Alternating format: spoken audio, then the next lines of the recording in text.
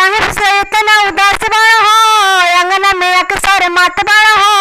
आजू के दिन हमरा अंगना में तू तो खास बड़ा हो।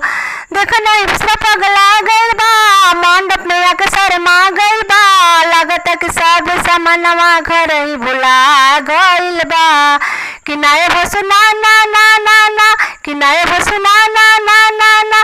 पीतर अब ना चढ़ी हमारा दीदी के संगे, धोखा जे करी रघु नंदन हरी। हमारा जे दीदी संगे धोखा जे करी रघु नंदन हरी।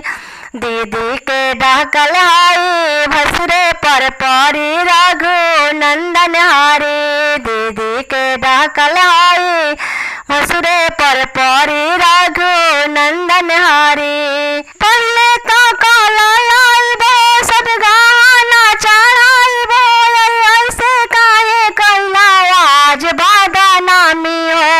अरे याद कर तोही तो कैला सब गहना करा, सब दहेज लेके खा गइला आज कैला बदनाम। अरे याद कर तोही तो कैला सब गहना करा, सब दहेज लेके खा गइला आज कैला बदनाम। कि नाये भसु ना ना ना ना ना, कि नाये भसु ना ना ना ना ना।